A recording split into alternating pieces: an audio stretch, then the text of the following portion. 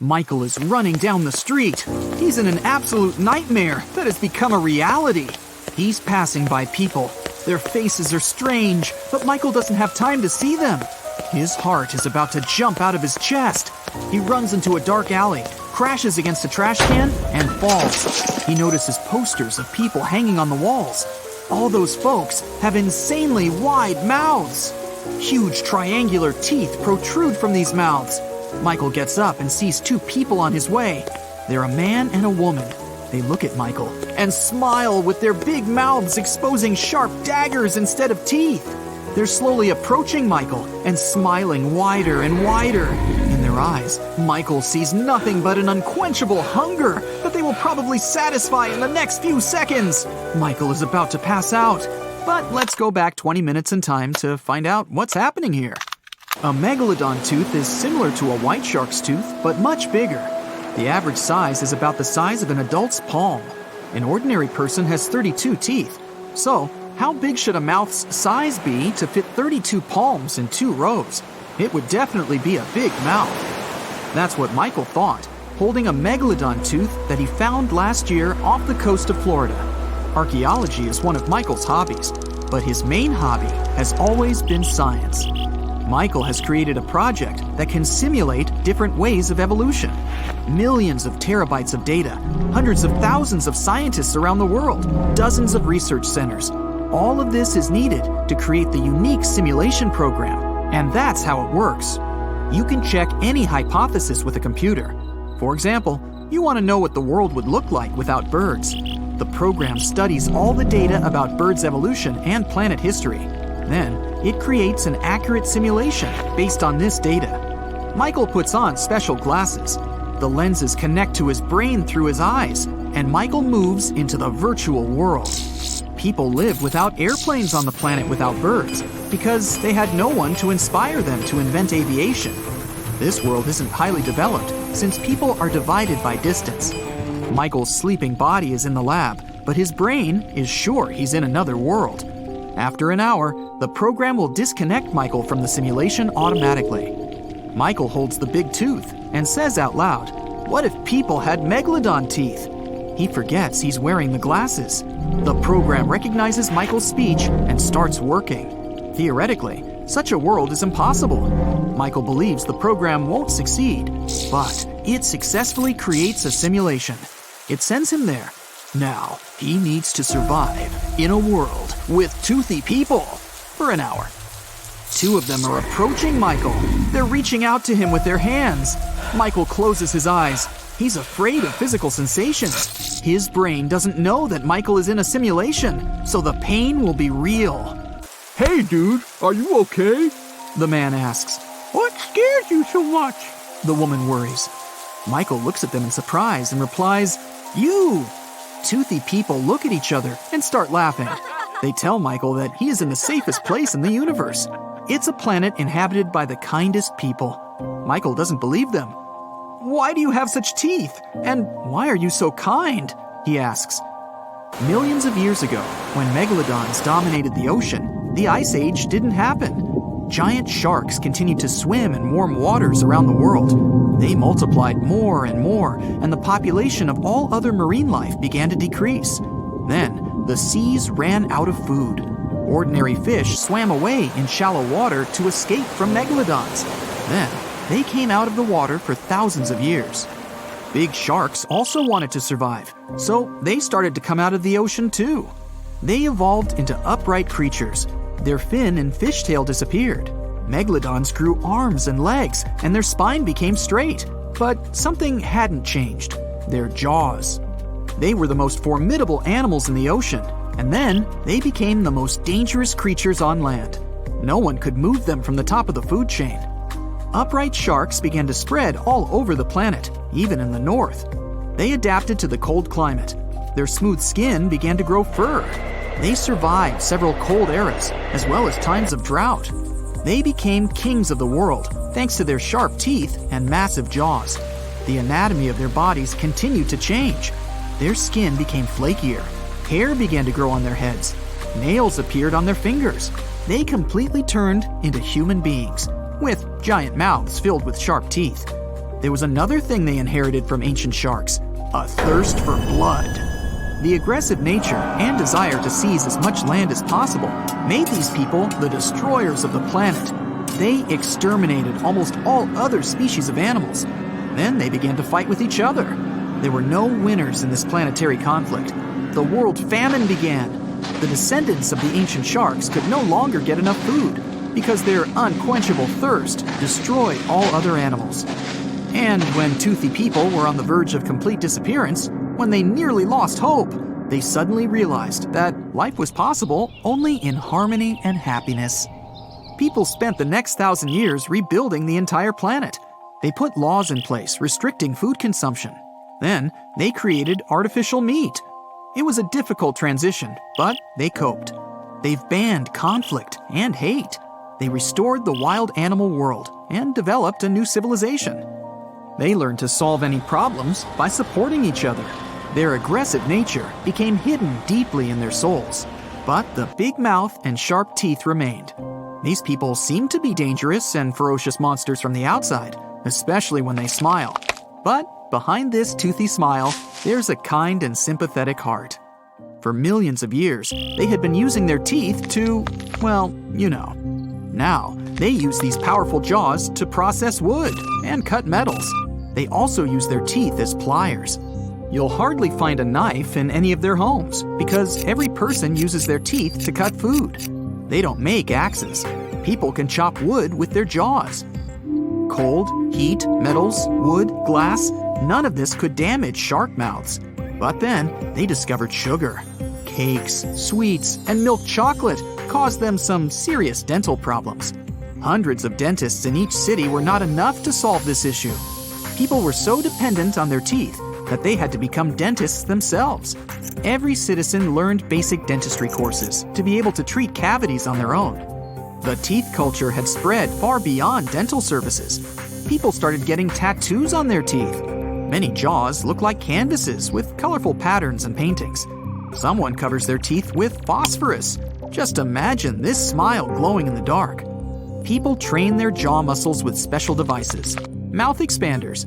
They put rubber pads on their teeth and then chew rubber balls to gain muscles. In addition to manicure and pedicure salons, people also visit salons for teeth sharpening. The sharper and stronger the teeth are, the kinder the people become. They always remember that even minor aggression can lead to big conflicts. It's like a match falling into a barrel of gasoline. That's why all people practice meditation and other techniques to be in harmony and peace. They're all very neat and like to take care of themselves. They love cosmetics and a healthy lifestyle. They never argue and never take risks. They always follow the rules. These people rarely get injured. Everyone lives in complete safety. They don't even have locks on their doors. The world seems too perfect. Nobody cries here. Nobody screams. They're all smiling and can't be sad for too long. So, yes, Michael is kind of in a safe place. He walks down the street and sees happy people. Michael notices a small scratch on his palm. He got it when he fell in the alley. He looks at it and realizes that all the movement around has stopped. Hundreds of people freeze. They're all looking at Michael, at his scratch. Saliva is flowing out of their toothy mouths. Their pupils are dilating. It seems the shark instinct has awakened. Now Michael has no chance to escape. And at this moment, the program throws him out of the simulation. The stage is set. You're in the spotlight, and everyone is looking at you. The piano's glossy texture shines brightly in the light. You lay your fingers on the keys and start playing. Since you have 20 fingers on each hand, you can hit multiple notes and make the sound richer. Each piano chord can have extra octaves and additional notes now with 40 fingers on the piano. After you finish, everyone stands up and claps for you. The sound of clapping is so loud since the palms are huge to fit 20 fingers on each hand. Now you're in a boat in the middle of a lake, ready to go for a swim. Your friend pushes you in and races you to the shore. Since you both have 20 fingers and toes on each limb, it's easy to swim and paddle. They act like natural rudders. You beat him and make it to shore. After that, you swim back to the boat, paddling with your hands and feet. After swimming, you go for a hike. and notice a nice wall to scale. You get your gear ready and place each large palm on a nice fitting rock. Your grip is tight and you hang on to many different rocks that aren't the typical size of a 10-fingered rock. You manage to climb to the top and see the breathtaking view of the countryside. An iron suit and a confident smile. Yup, you're ready to nail that interview. You walk into the building like you own it and wait for someone to escort you to the CEO's office. Everyone notices your confidence and smart look. You're called in for your interview. You unleash your disarming smile and pop your suit up. You enter the room and extend it for a sturdy handshake. With 20 fingers, you release a pressurized grip that leaves the CEO impressed and eager to know more about you. You leave the building gleaming with a winner's attitude, and it's not long before they call you back for another interview. Okay, you've got this. 20 grocery bags in the trunk of your car and one trip. The road is long and has lots of curves and hills. You stretch your fingers and crack your knuckles. You plan out the weight distribution so you can have it evenly divided on each hand. With 20 fingers, you grip different bags and hold 10 on each hand. It's heavy, but hey, think of it as a leg and shoulder workout. You take them out of your trunk and make it quickly across the plain all the way to your house. Success! In one trip, you managed to get all the bags except one. Oh wait, never mind. You put the bag inside another bag before you left. But you do need to go back to your car and close the trunk.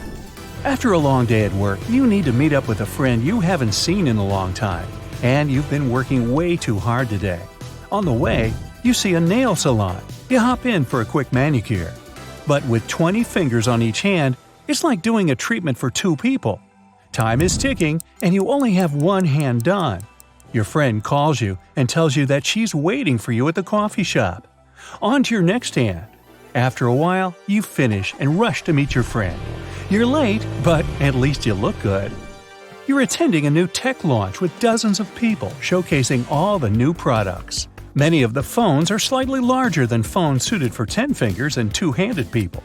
The phones are large enough to be considered mini tablets. You pick up a sample phone and click away. Since you've got 4 thumbs, typing on the keyboard is smooth and easy. The screen is long enough to be supported by the rest of your fingers on each hand. You move over to the computers and see something interesting that catches your eye. A laptop with a wide keyboard for your fingers to type effortlessly.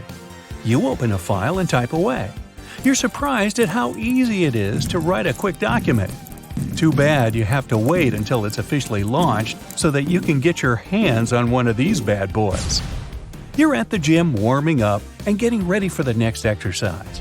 You enter a boxing ring and practice sparring with a boxing bag. Since you have 20 fingers on each hand, each fist you lay on it is stronger and louder than with a regular 10-finger fist. After each punch, you stretch your body and continue sparring. You move on to other exercises to get ready for the big day. You're in the forest practicing your bow and arrow aim. You line up 2 cans side by side, and another 2 cans side by side. You take your bow and extend it backwards with 10 fingers on each hand. You place 2 arrows neatly and let loose. You strike both cans with ease. Now, let's up the ante by adding 4 cans next to each other. You turn your bow sideways and retract the arrows until there's enough pressure to release. You pull back and let the arrows fly off. Another success! You knock out 4 cans without breaking a sweat. If you have 20 fingers on each hand, then you'll need at least 7 or 8 bullseye targets next to each other. The bows will be long, but keeping a good aim won't be so easy. After much concentration, you release the arrows and hit all of them right in the middle. Having 50 fingers on each hand will alter the way you look and walk. Your hands will be heavy, so you'll need a powerful set of arms to keep balance and support your fingers. Everything will be large, including your phone and laptop. A guitar will be designed to accommodate the number of fingers that can play around the fretboard. If a regular guitar has 6 strings on the neck, then these monster guitars can have an easy 30 to 40. The music won't be limited to human design and can achieve so much more. Every musical instrument can be designed to suit the current physical conditions, like having 50 fingers on each hand, like a trumpet, piano, harp, and saxophone. A three-piece band will sound like an orchestra, and an orchestra will sound like, well, 5 orchestras. You're chilling at home, playing some video games with your friend. Each control is the size of a coffee table. A hand that can support 50 fingers on each hand is no joke, so a controller is supported by a little stand pinned to the ground. There are so many buttons and pad controls that it's easy to get lost just by looking at it. You're playing a game of soccer while controlling each player in the game individually. With such power to move and coordinate 100 fingers in total, your brain is larger than average, and your multitasking skills are on point. In the end, you beat him. And after a rematch, he beat you. In the third game, you both hit a stalemate. You prepare a high five and slap his 50-finger palm with yours, producing sound waves that reach your neighbors across the street. A lot of fingers on each hand means that tangible and ergonomic things have to be a lot bigger than average. Going to a jewelry shop is a headache since you have to find the right ring that fits any of the 50 fingers on each hand. Producing any glove is a multi-billion-dollar industry, since each glove costs so much to make. Drawing is also a challenge, since holding a regular-sized pen isn't easy to simply draw something. Each pen and stationery equipment are 10 times bigger than what we have today, and also cost a lot more to make than regular-sized pens. Glasses of water are longer or fatter, so that you can properly grip them. The hand is a lot bigger, and the fingers go around the palm and resemble a sunflower. If you're hot, you can fan yourself with your hand instead of a regular fan. It'll be easier to scoop up some sand if you're building a sandcastle at the beach. With so much more space in your hand, you can make sand balls and create a mega-sized castle super fast. And if you're playing a game of snowballs, then get ready to have cannonballs instead of normal-sized snowballs. Oh, that gets smart! That's it for today. So hey, if you pacified your curiosity, then give the video a like and share it with your friends. Or if you want more, just click on these videos and stay on the bright side. Now get a load of this. A red whirlwind sweeps along the coast of Australia and heads toward the nearest city. This tornado is unique, not by its color, but by what is hidden inside it. These are great white sharks, hammerhead sharks, tiger sharks, and bull sharks. Shark! They fly inside the hurricane, snapping their jaws and trying to grab a piece of meat. People who look at this bizarre phenomenon from the outside think that they've got something in their drinks. But this is reality. A shark tornado can really exist? Or not? Yeah, let's find out. In 1877, a rather unusual tornado struck a farm in Southern California. About 6 small alligators about 1 foot in length fell from the sky that day. In 1894, a tornado traveled through England and dropped poisonous jellyfish on people. There's a version that tadpoles instead of jellyfish fell on the ground that day, but it still sounds quite strange. In Kentucky in 1876, there was a black humor rain. Doesn't sound funny to me. Pieces of meat fell from the sky. The locals tasted them and said it was like mutton or venison. However, later, birds discovered that a flock of buzzards had flown over that area. The birds felt unwell and regurgitated their lunch right in the air. And then, I assume, so did the locals who tried it. In 1947, fish fell from the sky in Marksville, Louisiana. In 2005, there was a rain that contained thousands of frogs in Serbia. In 2010, a small town in Australia was hit by a rain of perches, fish. And now, imagine that all these strange phenomena were caused by one villainous corporation where evil geniuses work. And one of them is you. So, you decide to make the most incredible natural cataclysm in history, a tornado of sharks, or Sharknado. It seems like it's impossible, but you're going to try, because you have nothing better to do. So first, we need to understand what a waterspout is. It's a column of rotating air filled with clouds. This vortex occurs during a thunderstorm when warm air releases a large amount of heat. This heat becomes the energy that moves the rising air currents. This warm, moist air goes up, and cold, dry air descends. The difference in temperatures preserves instability and helps tornadoes develop. When it forms over the water, a tornado becomes a waterspout. It can draw in particles of seawater, some objects, and even fish. But everything depends on the strength of this vortex. You've probably seen it when tornadoes lifted cars into the air or tore the roofs off of buildings. There's a video on the internet where a tornado raises cows into the air, and an ordinary cow weighs about 1,400 pounds. Ooh. Now, in comparison, the great white shark is about 4,400 pounds. If a tornado could lift several cows, it could cope with a shark. But besides the great white one, there are tiger sharks, bull sharks, and hammerhead sharks. All of them weigh less. Therefore, there's no doubt that a tornado could possibly lift them into the air too. Okay, now we can assume it's in the realm of possibilities. The next step is to create a real tornado. To do this, you need to heat the air and then make it rotate. The cold air will start to go down and you will get a whirlwind. One engineer from Canada named Lewis built devices that created tornadoes. He made several prototypes before assembling a real vortex engine. According to him, anyone can do it. However, these vortices were small. His device created thin jets of air that swirled and produced mini tornadoes, which then quickly dissipated due to strong winds. Lewis started developing this idea to get a new source of electricity, but he needed to create a giant vortex that would go into the sky to power several houses. He didn't have enough finances and opportunities to do this, but the place where you work has enough money to do it. You take the concept of the vortex engine and invest several $1 million. You build several large turbines that direct air to one point and then heat it with the help of a powerful generator. To give your tornado more destructive power, you electrify the atmosphere. You can control the tornado and change its direction using a special control panel. You little evil mad scientist, you. So you come to the coast of Australia, where there are many sharks of different species. To force them to gather in one place, you must throw several tons of minced meat into the water near the shore. Let me suggest that you don't do this by hand. The sharks immediately come there as soon as they smell the food. But there's a problem. These animals feel changes in the weather and don't approach the center of the storm. Therefore, to make sharks take risks, you need to make them angry and hungry enough. You go, Dr. Doofenshmirtz. You spend millions of dollars to organize large-scale fishing.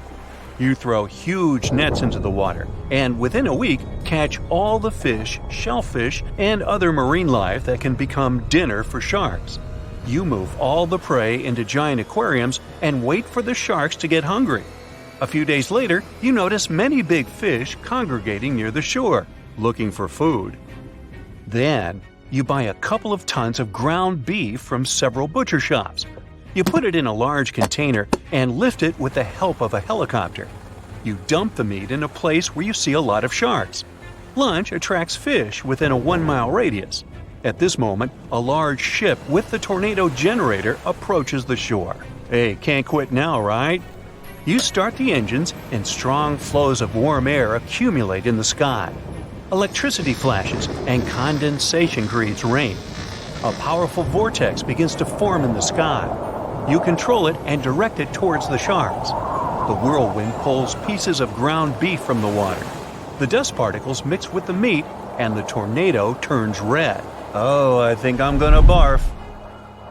You increase the strength of the wind and see how the sharks begin to rise into the air. More precisely, they jump out of the water to grab the meat and the tornado picks them up. When several sharks are inside the vortex, you direct them toward the shore. People are running in horror. Some sharks fall back into the water and some fall to the beach. The hammerhead shark falls right into the kitchen of a coastal restaurant and eats the whole menu. The shark is also a pig. You direct the Sharknado into the city. The storm lifts trees and cars into the air and rips off the roofs of houses. Some sharks fall down to the streets. People are running in different directions. The shark vortex passes through the city, scattering sharks. Of course, sharks don't crawl on the ground and don't try to eat people. They're just in shock and don't understand what's going on. Hey, what can I say? It's a PG Sharknado. Even in the ocean, sharks don't like to bite people. All attacks occur because sharks mistake them for seals or other sea creatures, which all look like food. Also, toothy fish can swim up to people out of curiosity. And now they're disoriented and having big breathing problems. Fish need a constant flow of water passing through their oxygen-extracting gills. Depending on the species, sharks can last without water for several minutes to an hour. At this moment, you realize that you have carried out not a villainous plan, but a stupid thing that has caused so many fish to suffer. Now, you need to fix everything. You have several helicopters that can transport the fish back into the ocean, but they're twitching and snapping their jaws in fear. Therefore, to calm them down, you use darts with sedatives. Then you help rescuers to fasten the sharks to the helicopters and lift them into the air. You have to get one fish out of an apartment on the 7th floor. Another shark was lying in the park.